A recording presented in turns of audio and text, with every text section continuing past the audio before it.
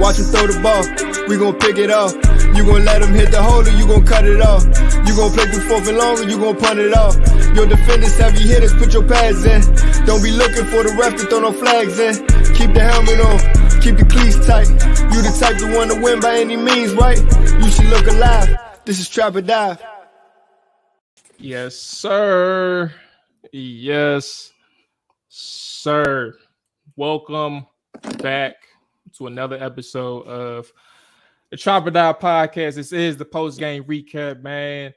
Look, 4 p.m. kickoff with the Commanders and the Indianapolis Colts. And I was a little concerned about that point spread. Dre was a little concerned about that point spread. But talking to Dre right before we got started, it sounded like he ended up going with the home team on one of these things, man. So Washington makes it 3 straight. They went out right, and then they covered for the good man Dre and his Sunday. Fellas, how y'all doing? Washington gets the dub 17-16. Let me know how y'all doing, and let me get y'all opening thoughts on the game as well. Well, I'm gonna go first because AJ, I'm telling you, he gonna make y'all laugh all night. Yeah, let me go second too. Let me go second. He gets the last word. Yeah, he gonna make y'all laugh tonight. But yeah, I mean, right now I'm feeling great. For one, we won the game and they covered, like you said, Jamal, in the pregame. I bet on us because I felt like Vegas was trying to trick the public with this Colts line. Colts were favored by 3 points to win the game. I said, wait, we can cover this. I mean, I guess Sam Ellinger, I know this sounds like a trick, and they covered at the last second. So yeah, I'm great. Hey, look, I'm good too. K Bob, I see you in there, big dog. What's going on? Appreciate y'all checking in. Make sure you hit that like button. Make sure you hit that subscribe button if you're on the YouTube side, Twitch side. If you're new, make sure you hit that follow button. We appreciate that. Look, I'm all right, man. And I think my overall motto as the season continues to go along is I'm gonna just go ahead and just enjoy the wave, like wherever the wave takes me. I'm not going to sit here I know what this team is. This is a very weird game for the 3rd straight game in a row. And truthfully speaking, fifth straight game in a row. The Dallas Cowboys game was wild in the fact that you had several opportunities to win it, obviously, and as well as to lose it, but you don't really get anywhere because your offense is too inept. Your defense can only keep you in the game for so longer. Tennessee game, you see some semblance of sparks with big plays, and yet you still find ways to lose. Another game that you can consider winnable in the moment. And then you go into a game against Chicago with your backs against the wall, and boom, things turn around for the better for you. And it's another game that you could have won or you could have lost. Like it's been a very wild and weird 5 weeks altogether. That's mixed in with a couple losses and then obviously 3 straight wins. Again, I'm here for the ride. I don't know what to expect.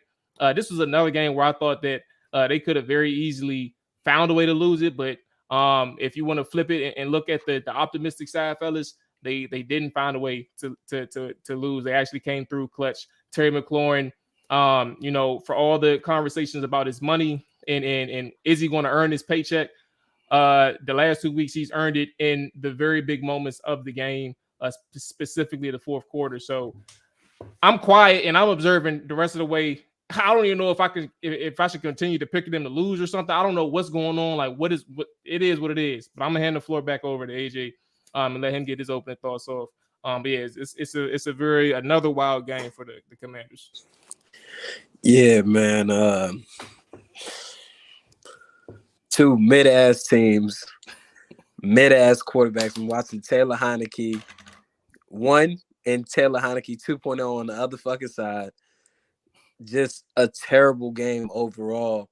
And there's still glaring holes within this team. Like I know some of the fans would be hyped that they're at 500 and they're on a winning streak, which sounds so ridiculous because they do not look good at all. A lot of people probably want to give Jack Del Rio credit for his defense, but like I said, going against a mid-ass quarterback, you should look good with this front. Wild Goose is a wild goose out there. He sucks. Scott Turner still is showing that he sucks as well. Poor play call in the red zone.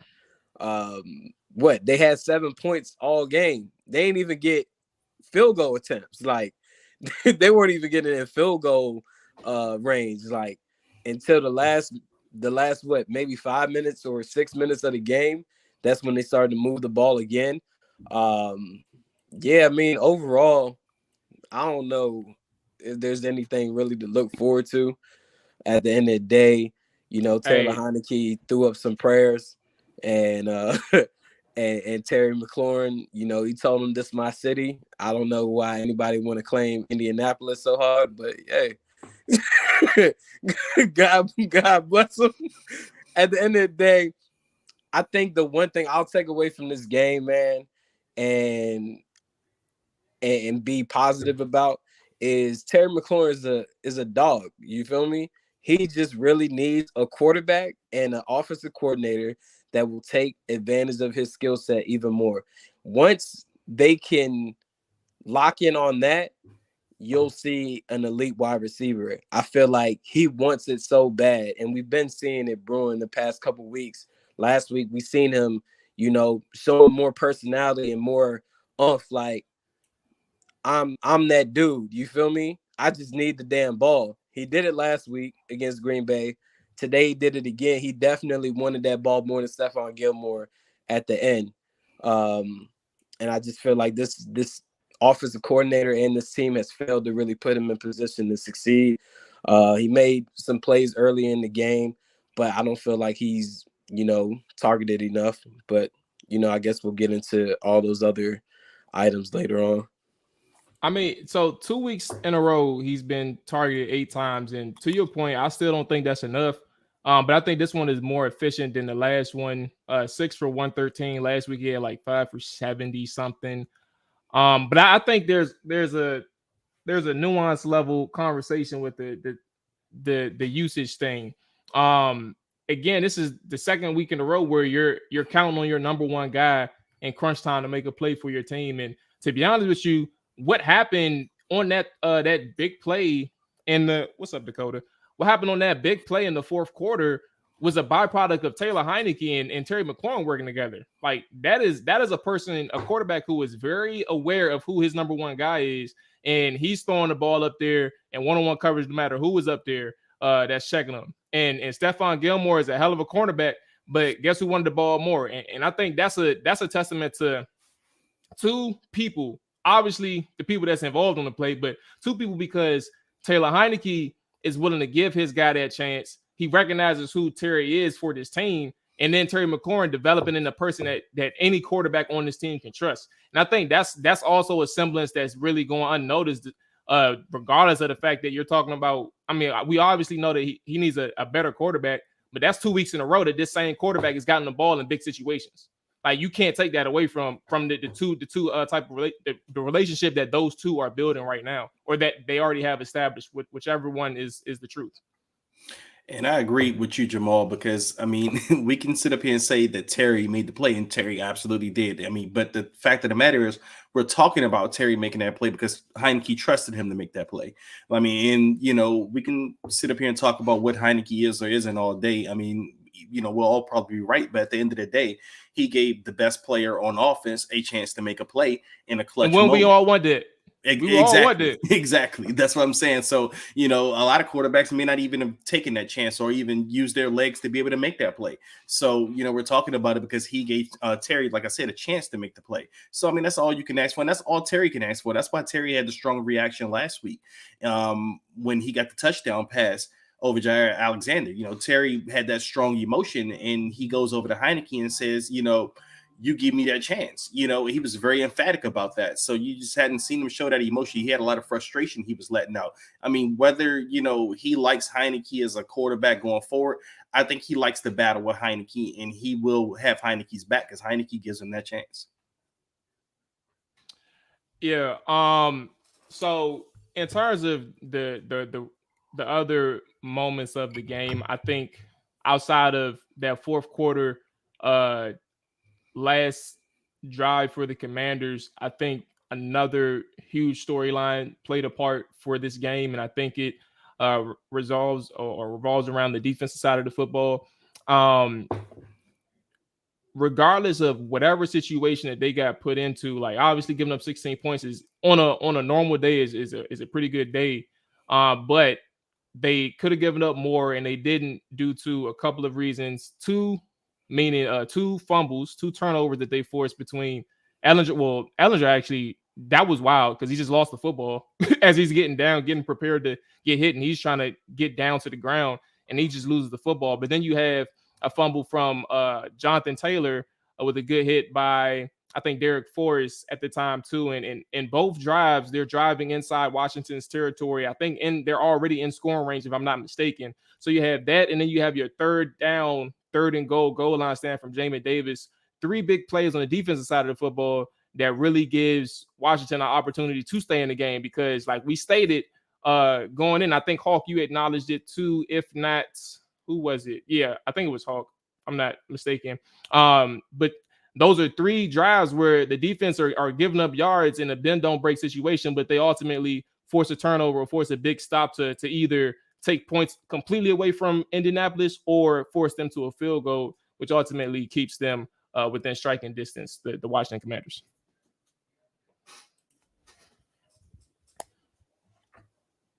Okay, so we ain't got no words for that. I guess we can go ahead and transition to something else then. Does anybody have any thoughts on the defense?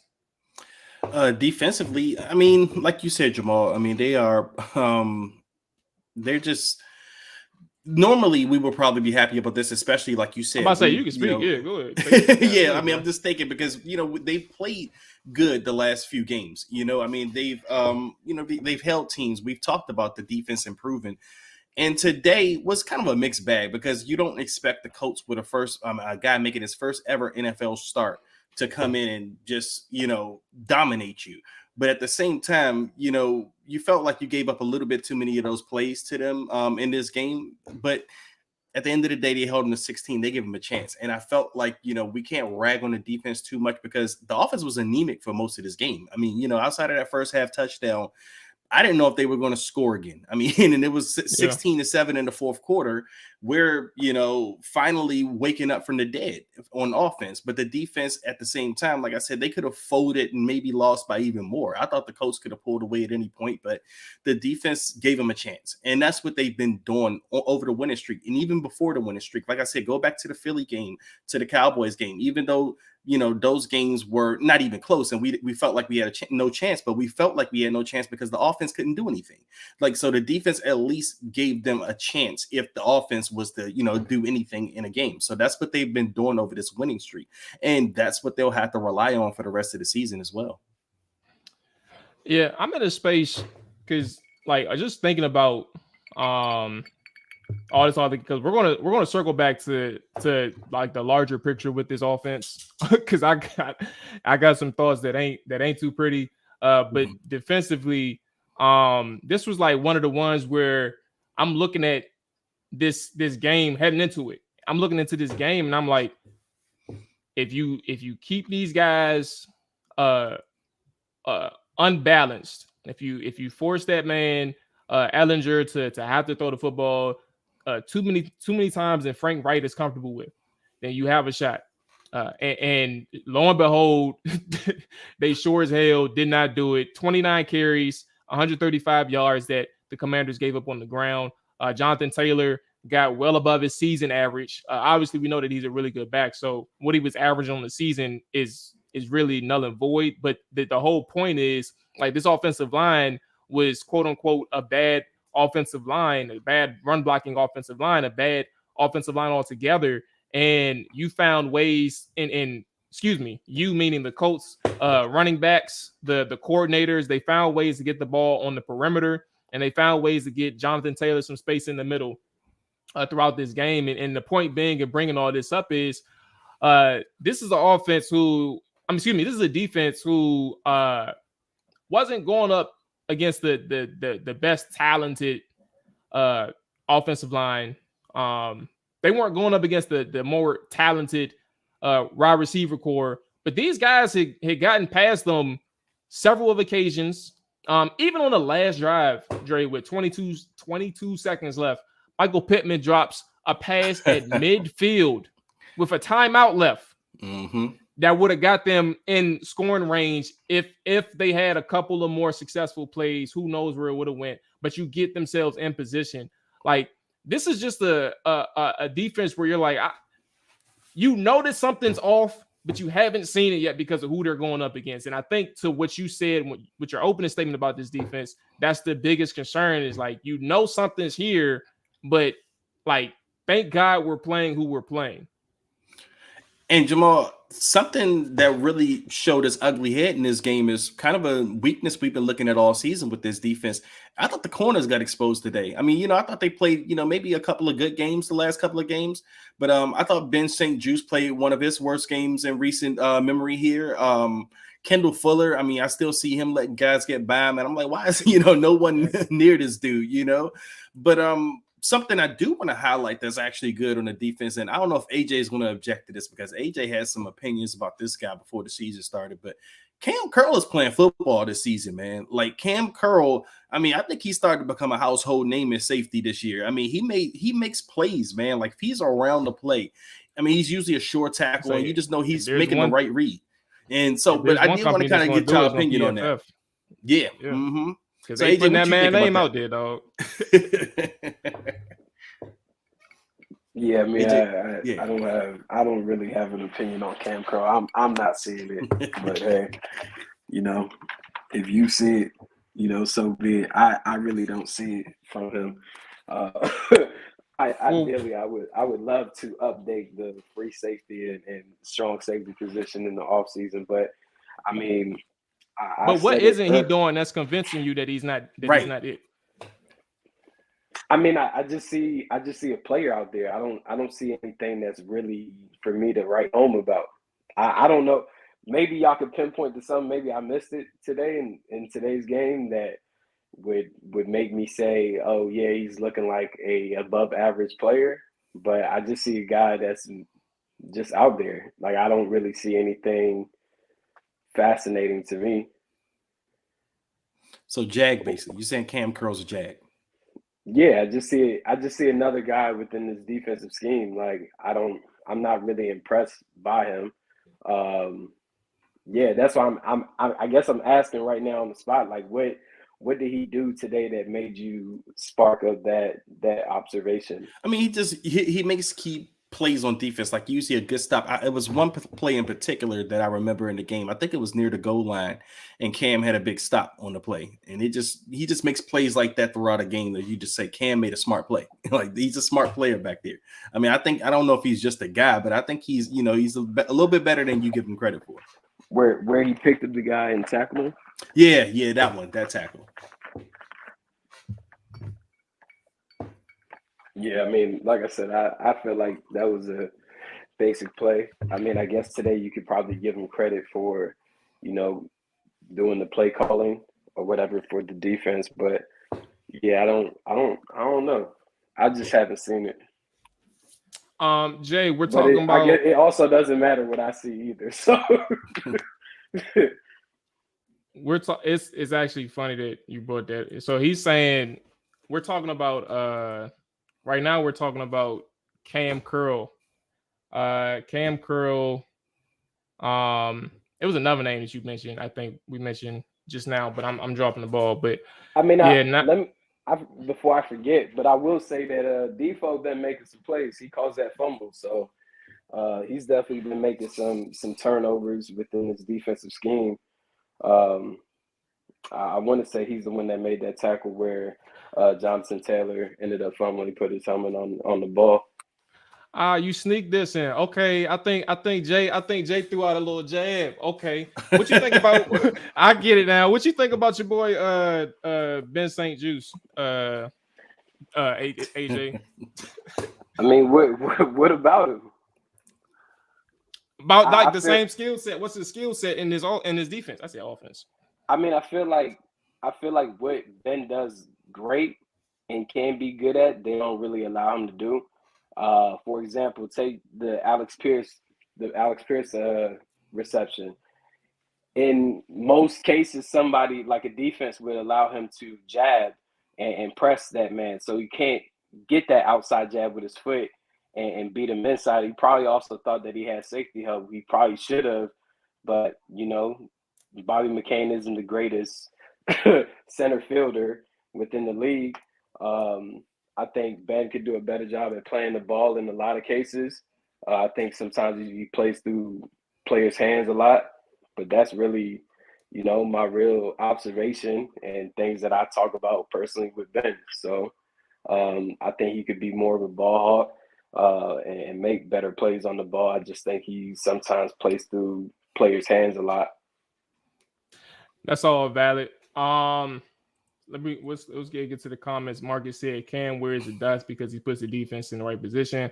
I mean, it's all about I think the green dot to Armani and Marcus's point, it's really all about the leadership and knowledge of the defense as well.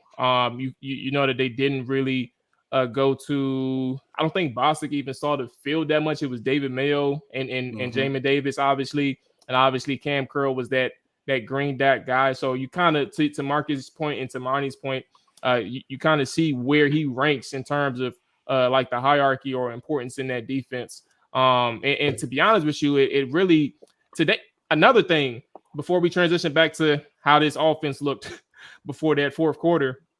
Another thing, there was a lot of explosive plays. I was about to bring up the fact that it is somewhat, even though I didn't really buy it 100%, but truth of the matter is, it really did. The explosive plays, it started to decline like on a game by game basis when Cam Curl got back. Even though they still existed, they just declined the amount in which it happened.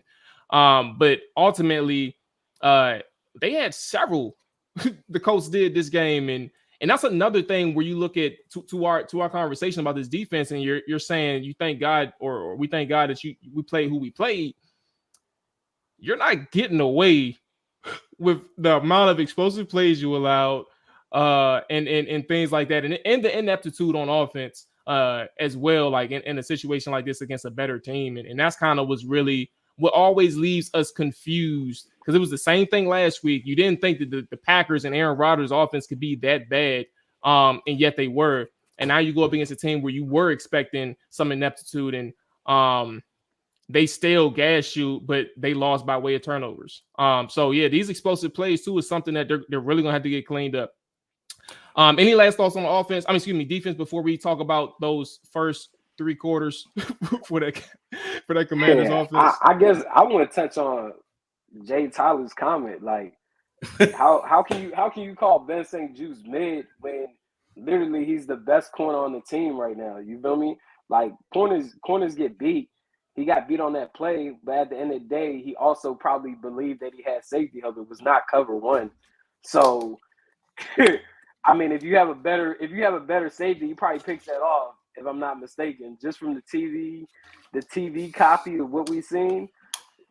Unless it's like one-on-one situation, I don't really like to put the blame game until I look at the film. So yeah, to your point, I agree. But aside from that, like, I just feel like I've been saying I guess this winning streak, a lot of people are trying to take the blame off of Jack Del Rio, and I even seen the article somebody, I don't even follow them, I don't even know how I got on my timeline, but it was saying something about should we be appreciating Jack Del Rio more? And I'm just like, man, people really don't understand this game, and they just think because they're winning these games that the defense is looking better. But there's a lot of holes within this defense. It's just that they've been playing, some poorly ran offenses, unfortunately, and they've been able to get by. I actually, I would have liked to see Jack Del Rio blitz Sam Ehlinger a little bit more. And instead, you're just seeing the front four, which is cool, but I felt like he had some time out there to make plays. AJ, and unfortunately, guys didn't capitalize. That's literally what I was going to point to. So a couple of things that you said. So on the surface, I don't know the context behind that Del Rio article. I don't even care to know. But to your point, 324 yards allowed in a game is really good on surface. Like, you look at those numbers, we had a hell of a job. We did a hell of a job. 1-3 in the red zone. A hell of a job, and obviously forced those 2 turnovers. Can't take that away. I won't take that away from Washington. Is what it is. You got the ball back.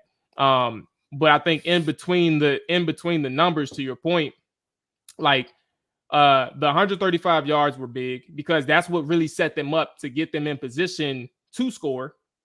And then you had plays where Ellinger, I think, was sacked 2 times, but I had noted this throughout the game, fellas. I didn't really see that much unless it was the Taylor Heineke effect, like on an inverse scale.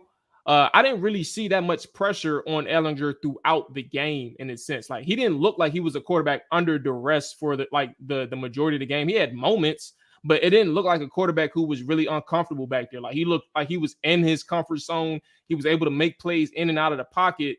And that's what really helped the Indianapolis Colts. And I say that to say, like, the pass rush, whether it's rushing with your 4 or sending some pressures, I felt like they could have done a little bit more, or the pass rushers should have been able to win their one-on-ones more consistently than they did. And that was a real letdown as well.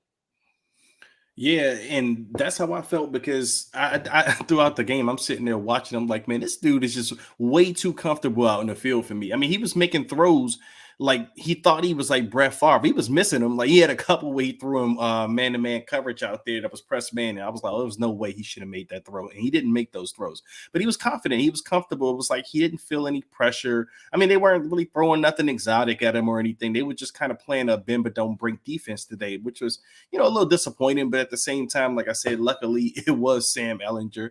But the truth of the matter is, however we feel about this defense, I think we're going to get a better clear-cut answer these next 2 weeks. They play the Vikings and then they play the Eagles on Monday night. So they can't hide from the issues that, if we want to say they're playing bad offenses. These next 2 weeks, you're not going to be able to hide from whatever issues you think you have on this defense. So we're going to get a real clear-cut answer on them coming soon. Absolutely. Yes, Jarian, he snatched it like Bebo snatched that chain. He definitely did, bro. Magic asks AJ, do you have a favorite player on the team? I mean, I understand you do business with him, so I guess that's we know, like, contextually it's hard to say that you do or don't, but Magic asks if you had a favorite player on the team. Hey. Yeah, my favorite player on the team is Carson Wentz. Nah, let me stop. But do I have a favorite player on the team? It's got to be Ben, right? Nah. Damn. Do I have a favorite player on the team? I thought about that too. I don't think I got one. I ain't gonna lie to you. I don't really have favorite. It may be players. Terry. If I had to lean one, it may be Terry. If you made me pick, I'd probably go 1A, 1B. It'd probably be Terry McLaurin and Deron Payne. Okay. I like Deron Payne. I think a lot of times he's slept on because maybe he's not putting up high sack numbers, and especially, when you got a guy next to him in Jonathan Allen that has been able to stockpile some sacks. But I like Terry. I think he's a good wide receiver. I just wish that Washington would try and get a quarterback in here and help him out and help, build up his profile a little bit more as one of the dynamic wide receivers in the NFL. Deron Payne, like I said, I think he's a versatile defensive tackle that can do everything. I still don't really think he's being used right in the scheme, but either he'll be here next year or with another team that will utilize him better. So I guess you could say those are my 2 favorite players on the team. Okay. All right, so let's go ahead and 2 things, everybody. The link is in the description and in the no, not in the description, but it's in the chat if you all want to join, and we get you on for a quick conversation. But otherwise, we're going to go ahead and talk about this offense and the bigger picture behind this offense. Where are my notes at so I can kick this off with it's a couple things that I'll speak on, and then we can just talk about it all together. There's 2 things. I said that, I like after the early 4th quarter interception by Taylor Heineke, at that point of the interception, I felt like this offense was really trying to turn it over the past couple of drives. Like I thought about in that moment, the second quarter 2-minute drill where Taylor Heineke almost threw that interception, and I'm like, I mean, obviously ended up punting, but like the transition in terms of how things turned around in that 2-minute drill, like from them taking their time to get situated and established on that drive, And then from Taylor Heineke scrambling for what he would have thought was a first down, but he slid and ends up being a 3rd and short. And then they pass it, and Taylor Heineke ends up almost throwing an interception, which could have gave the Colts instant opportunity to try and get down the field for like a quick field goal because they're within distance. So then they ultimately throw the interception. And then there was at one point prior to the touchdown drive, the field goal drive, excuse me. The offense had 10 drives, fellas, on that day. And I think Sam Fortier tweeted this. Their field goal drive where they went down 16-10 was the second time that they had gained 30 or more yards on those drives. So they had 2 drives where they got 30 or more yards on that day, man. So the Commanders finished with 362 yards. A lot of that came on that last drive, 5.9 yards to play. But I would love to get the numbers heading into that fourth quarter because I'm sure it was pretty bad, fellas. Let's go ahead. I'll give the floor to whoever wants to take the stab at this, man. This ain't sustainable. That's where I got to start. This ain't sustainable, bro. Nah, it's not, and it's confusing watching this team because it's like going into this game, I didn't expect Antonio Gibson to get used as much as he did. Like since Brian Robinson has returned, they've kind of made it a focal point to make him the primary objective within the running game. All of a sudden now he starts the game, he gets most of the carries. They involve him in the pass game in the first half. Second half, they don't do none of that. They don't use Antonio Gibson really at all. Now you're seeing J.D. McKissic back there getting carries and involved in the passing game, and it's just kind of like you don't really know what you're getting out of this offense. Like it's so mind-boggling to me, and I really feel like they have an opportunity to create something great with Amari Rodgers. And they refuse to use this dude in the passing game more. Like they are refusing to use his athleticism. Like it is dumbfounding to me. You can clearly tell that this dude can run some routes. He can make plays after the catch. He could be a threat within the middle of the field if given the proper opportunity. They're not doing that. I just really don't know. Cam Sims, I think maybe he had 2 catches for the day. I thought maybe, that being one of Taylor's guys, he would go to him a little bit more and give him some opportunities. And of course, with this offensive line, I think they said on the broadcast, like this is the 7th like different lineup change for the offensive line. Yeah. With Trey and Cornelius Lucas in there. Yeah, man, that offensive line is doo-doo. So I don't really know what's gonna happen with that. It's kind of weird that they're refusing to even make Chris Paul, who they drafted, active to even get some looks. Because, you already know what you got in Norwell and Turner. They're ass. Especially Turner. Yeah, so it's like, why don't you give someone else a chance? Like, you need more athletic guards within your offensive line play, and they're not trying to do that. I understand Sadiq Charles was feeling sick with the flu, but at some point, you need to give Chris Paul a chance to see what he can bring to the table aside from Trey Turner. Like, if I ran the team, Trey Turner wouldn't even be on the squad no more. He would have never been on the team to begin with. But at some point, you need to see what Chris Paul can do. But like I said, with Scott Turner, man, play calling is just trash. It's just going to be that way for the rest of the year. I don't want to keep harping on it every time we have one of these post-game shows or Tuesday shows or Thursday shows because it's not going to change.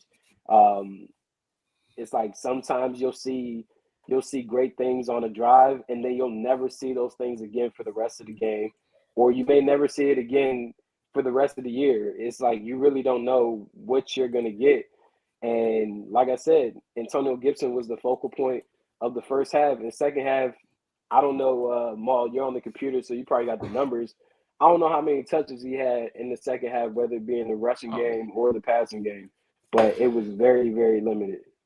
14 total touches. But to your point, we would need to, when I get the game book, I'll be able to talk about it. But yeah, it's a good question. He was really active in that first 7 carries, 19 yards altogether. It wasn't really a very effective rushing day from the running backs. 20 yards for Brian Robinson, 29 for Curtis, and 19 for Gibson. And then you had JD with 2 carries, 6 yards. Taylor Heineke tied the team with 29 yards on 6 carries. It wasn't really what's the Colts defense ranked this year? Because their defense is nice this year. They're really good. Yeah, they're really good. Yeah. I think they're like top 8. They're actually 8th. Yeah, no, they got a pretty solid defense. Solid defense. Yeah. No, they definitely got solid defense. That's what I was concerned about. Like, I thought that they would create. They did create some pressure. Heineke had to get outside the pocket probably more than what Ron Rivera and Scott Turner wanted him to. But that was how he was extending plays and prologuing drives. But they definitely did a great job of collapsing the pocket. I just think that once you play Norwell and Turner together, man, you definitely see that the running game doesn't really get that much push. And even that Brian 4th down Robinson call was crazy, and that was one of my things. Like, if you're gonna go north south, like, the call is a call, but I think the call is a call is also based on knowing your personnel. I'm not running in between the tackles when you got Norwell and Trey Turner as your guards. Like, we can live with Norwell. Like, they've been having success on the left side of the football running the ball. But they've been running outside the tackles doing that, stretching the defense. Like, they haven't been winning going north south like that. And to your point, AJ, it's like sometimes you just kind of like it's going to be a problem, and you should know it's going to be a problem. And that 4th down call, if you're going to call it, cool. Like, you live and die with your choice, but at the same time, that's a failure to kind of know who your guys are. They ain't getting pushed off the ball. Yeah, that play surprised me, actually. When I seen the formation, the stack with Logan Thomas and Terry at the top, I was like, okay, maybe they will pass the ball here. But they literally ran right straight up the middle and thought, like, I don't know who they think Brian Robinson is, but he cannot defeat all those people. Like, especially when he's in the game, like, you kind of know what's happening. You can key in because he's not involved really in the passing game. So defenses already know he's not about to go east or west. He's about to go north or south. You feel me? Like, so it's pretty easy to key in on. I just thought that was a perfect formation for Scott Turner to throw the ball and try to get that 4th down, but it didn't happen. Dre, where you at? Yeah, I have to agree with AJ. I mean, all over, especially, like I said, that 4th down play, it just makes no sense to me why they consistently on those 4th and short plays, they run from shotgun or pistol formation.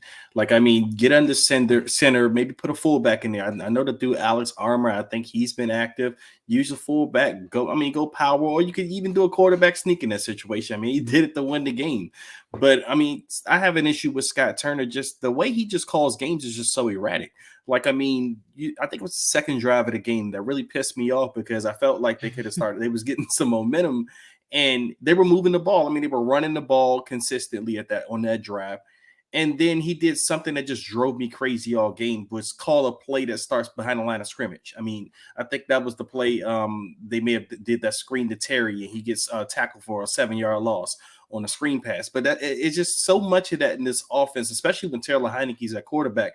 I feel like he really doesn't try to get creative at all when he has Taylor, in the game. Like, he just calls a bunch of stuff behind the line of scrimmage, those screen passes, and they sit on those plays because you got so many people in the box. Like, people aren't playing Washington deep with Heineke at the quarterback, so they're sitting on all of that underneath stuff, like the behind the line of scrimmage plays, and those plays just seem to just gouge any momentum they hope to drum up on any drive. And it just frustrates me with Scott because, like I said, you'll see that, like the first touchdown drive they had, I mean, that was a very efficient drive, and I thought that was something that you should build off and just kind of go forward with it. But after that, they just kind of went away with it. And like I said, it's like they don't know their personnel. For me, at this point, I don't see any reason why, like I said, AJ said this, that Trey Turner plays a game. Like, when I saw him starting today, I was immediately pissed. I was like, we already know what this guy can do. Like, we already know he's not it anymore at this guard position, but they keep throwing him out there. I mean, hopefully Sadiq, when he comes back, he plays again, but they just have this infatuation with Trey Turner, and I don't understand what it is. Fellas, closing the book on this game. Again, like I think so. All right, how do we outline this? I think we said it Thursday that these next couple of games, and I think I said this in particular, these next couple of games, meaning I think I was including the Bears, Packers, Colts, and even the Vikings to an extent. They were going to be favorable for Washington. It's Sunday. I'm going to ask you 2 more times throughout this week, so it's okay for you to change your opinion. AJ, although I know yours is probably going to stay consistent throughout the week. Is this throughout the year? Throughout the rest of the season? Is this a game where you look at the Vikings and you're saying there is another opportunity against another team who isn't playing probably at this point still isn't playing their best football? Is this another opportunity for Washington to make this game muddy and try to find a way to win another muddy game? AJ, if you want to take a stab at this one first, you got it, and then we can close out with Drake. Is the Minnesota game at home or is it away? Yeah, it's at home. Oh, and the odds already came out too. So right now, even though it's really a me and Drake thing, and I guess some of the listeners, but 3.5 point home dogs for the Commanders. That's interesting. Is this Kirk Cousins' first game against Washington since he left? No, he played a home game. Yeah, at Minnesota. Yeah. Okay. Yeah, I mean, I think if you just keep allowing the front four to go out there and have to dominate offensive lines and get to the quarterback, that is going to be a long day for Washington. I mean, the way Kevin O'Connell's offense is set up is to take a lot of those short passes and possibly try to get, something to open up downfield later on. But you're going to have to actually send some blitzers after Kirk Cousins. Yeah, I mean, Minnesota isn't the greatest team. They pulled out the win against Arizona today. Justin Jefferson, he makes some plays, but he hasn't been impactful as far as scoring. If I'm not mistaken, he has only 2 touchdowns on the season, and 2 of those came in week 1. Outside of that, he hasn't been really efficient within the red zone. But, I mean, they still have Dalvin Cook. They have Adam Thielen on the other side. You don't really have experienced corners. So even with Ben St. Juste, like, this is pretty much his rookie season. Due to, the concussions and the games that he missed last year, this is pretty much his rookie season. And then you have Wild Goose. Kendall Fuller was pretty quiet today.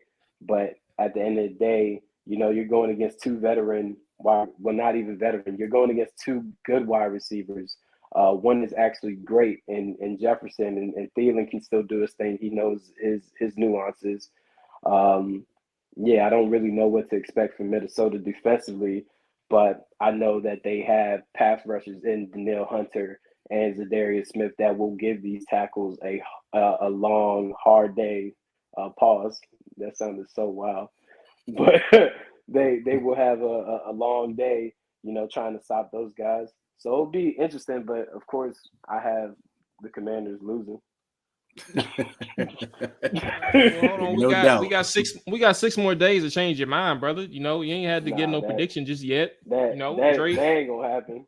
Dre, do you think that Washington is looking at a game, a 5th straight game where they can make it muddy again?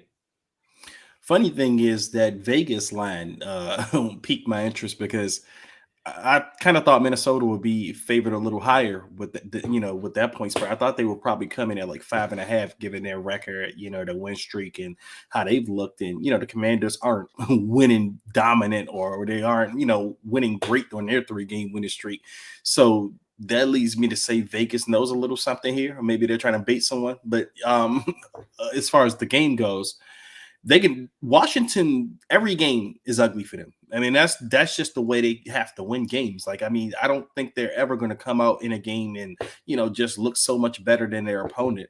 I think they're going to just make every game ugly. And that's how they win. Like, they stay in these games, like we talked about with the defense. The defense keeps these teams, at striking range. Like, no team really gets out on them too much. no matter how anemic the offense is, like I said, we had 7 points going into the fourth quarter, but we were still in the game. So, this team has to win ugly, especially against a team like Minnesota. Minnesota with their offensive talent. Washington, this, like I said earlier, this is going to be the game where we're going to see if the defense is what they've been playing like lately. I mean, they've been ascending in the rankings. They've been climbing up the defensive rankings, seems like weekly. They've been measured out as a elite run defense, so to speak. But again, you have guys like Dalvin Cook coming up this week, and Madison. They have a good run game, and then a lot of times they'll have Justin Jefferson running routes out of the backfield or even taking carries out of the backfield. So Minnesota's going to pose a big challenge to this defense this week.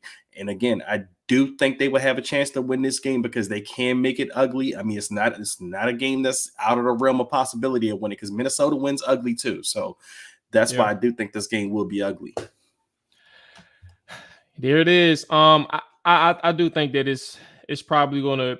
I just don't trust Minnesota, and I've been saying that for a couple of weeks now, especially on the All 32 side. Like I thought that they were going to win the division.